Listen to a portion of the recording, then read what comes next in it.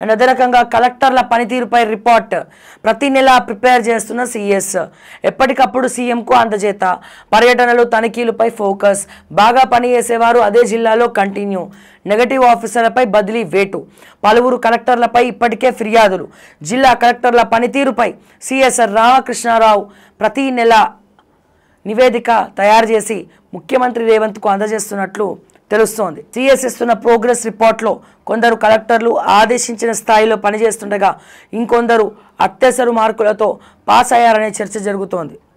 బాగా పనిచేస్తున్న ఆఫీసర్లను మరికొంత కాలం పాటు అదే జిల్లాలో కొనసాగించి పనితీరు సరిగ్గా లేని వారిపై బదిలీ వేటు వేయాలని సీఎం నిర్ణయించినట్టు తెలుస్తోంది. ఈ బదిలీల ప్రక్రియ స్థానిక సంస్థల ఎన్నికలకు ముందు చేపట్టాలని సీఎం భావిస్తున్నట్టు సమాచారం. ప్రతి నెల సీఎంకు రిపోర్ట్ ఏ జిల్లా కలెక్టర్ ఏ రోజు ఏం చేశారు, ఎక్కడ పర్యటించారు, ప్రజా సమస్యలు వింటున్నారా, ప్రభుత్వ పథకాలు అమల్లో సదరు ఆఫీసర్ చొరవ ఎలా ఉంది అనే అంశాలపై సీఎస్ రామకృష్ణారావు ప్రతి నెల చివరిన రిపోర్ట్ తయారు చేసి సీఎంకు పంపుతున్నారు. అందులో నిఘా వర్గాల నుంచి వచ్చిన సమాచారంతో పాటు తనకున్న సొంత నెట్వర్క్ ద్వారాను సీఎస్ కలెక్టర్ల కదలికలపై నిఘా ఉంచి నివేదికలు తయారు చేస్తున్నారు. రామకృష్ణారావు సీఎస్గా బాధ్యతలు చేపట్టిన తర్వాత జూన్ 2వ వారంలో పెద్ద ఎత్తున ఐఏఎస్ల అధికారులు జరిగాయి. ఆ టైంలోనే అవినీతి ఆరోపణలు ఉన్న కొందరు కలెక్టర్లు ట్రాన్స్ఫర్ చేసి కొత్త వారిని అపాయింట్ చేశారు. అట్లాగే అప్పటి నుంచి ఇప్పటి వరకు అన్ని జిల్లాల కలెక్టర్ల పనితీరుపై సీఎస్ పూర్తి స్థాయి నివేదిక తయారు చేసి ముఖ్యమంత్రికి అందజేస్తున్నట్లు తెలిసింది. గురుకులాల విజిట్ పైన ఆరా రాష్ట్రంలోని అనేక గురుకులాల్లో భోజనం సరిగ్గా ఉండడం లేదని ఫిర్యాదులు వస్తున్నాయి.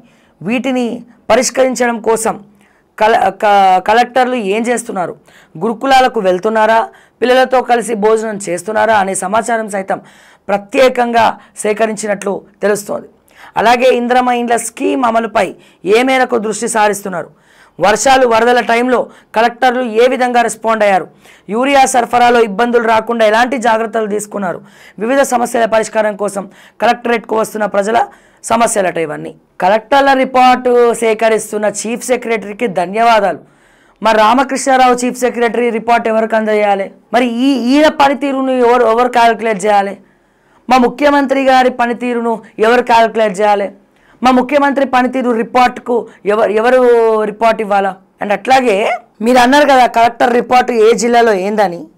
సిరిసిల్ల జిల్లా కలెక్టరు సందీప్ కుమార్, సిరిసిల్ల జిల్లా కలెక్టర్ సందీప్ కుమార్ గారు అక్కడ ఉన్నటువంటి లోకల్లో ఉన్నటువంటి మీడియా వాళ్ళను కూడా సీనియర్ మోస్ట్ జర్నలిస్టులను కూడా ఇష్టం వచ్చినట్టు దూషించుకుంటూ మాట్లాడము, ఇష్టం వచ్చినట్టు తిట్టడము, మొన్న ఒక చిన్నపాటి షాప్ని కూడా ధ్వంసం చేయడం జరిగింది.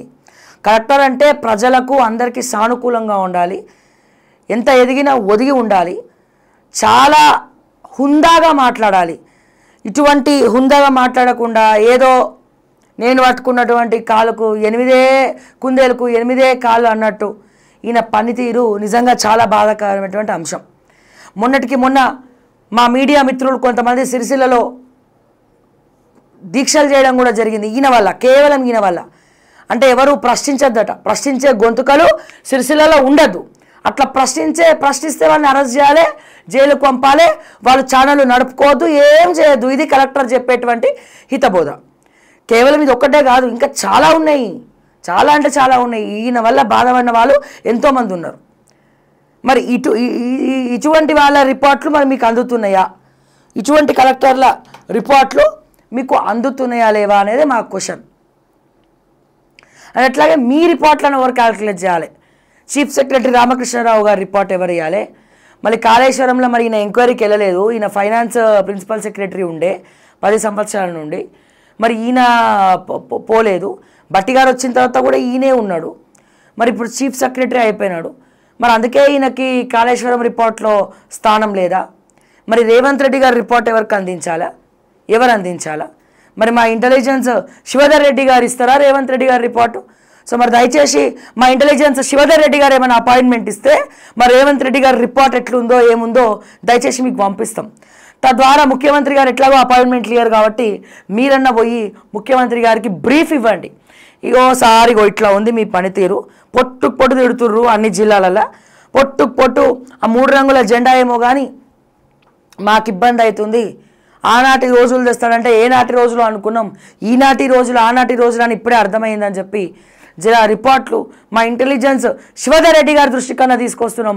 మరి పోయి ముఖ్యమంత్రి రేవంత్ రెడ్డి గారి కన్నా ఇవ్వండి. నాకు తెలిసి రేపో మాపో మీరు డీజీపీ గారి రేస్లో ఉన్నట్టు నాకు అనిపిస్తూ ఉంది. ఎందుకో శివధర్ రెడ్డి గారు మరి డీజీపీ గారి రేస్లో ఉన్నట్టు కొత్త డీజీపీ అవసరం ఉన్నది రాష్ట్రానికి. ఒకవైపు సజ్జనార్ గారు అనుకుంటున్నారట, ఇంకోవైపు శివధర్ రెడ్డి గారు అనుకుంటున్నారంట, ఇంకా 2 ఉన్నారు. సో మరి చూద్దాం మరి ఎవరికి ఆ పదవి వరిస్తుందో, మరి నూతన డీజీపీగా ఎవరు ఉంటారో. మరి ఈ లోపల ఈ రిపోర్ట్లన్నా తీసుకపోయి మరి శివధర్ రెడ్డి గారు మరి రేవంత్ రెడ్డి గారికి చేరవేయండి. ఎందుకంటే మీరు చెప్తే ఆయన వింటాడు. రెడ్డి ఈక్వేషన్లో మాది తనాలే మీది తనాలే టైప్లో మరి మీరు ఏం రాసుకున్నా బూడిదొస్తో తెలియదు, కానీ మీరు చెప్తే ఆయన వింటాడేమో. మరి రిపోర్ట్లో తీసుకుపోయి ఇవ్వండి, అట్లీస్ట్ మారుతాడా, మరి అట్లనే మొండి పట్టుకెళ్తాడా. అట్లనే రేవంత్ బ్రదర్స్ మీద, రోహిన్ రెడ్డి మీద, ఫహీం ఖురేషీ మీద కూడా పోయి మీరు రిపోర్ట్లు ఇవ్వాలని చెప్పి నేను మనస్ఫూర్తిగా కోరుకుంటా ఉన్నాను శివధర్ రెడ్డి గారిని. ఇంటెలిజెన్స్ ఎప్పుడు కూడా ప్రజల పక్షాన ఇంటెలిజెంట్గా ఆలోచించి మరి వార్తలు ముఖ్యమంత్రి గారికి రిపోర్ట్లు ఇస్తే బాగుంటుంది ఏ రోజు ఆ రోజు ప్రజల పక్షాన.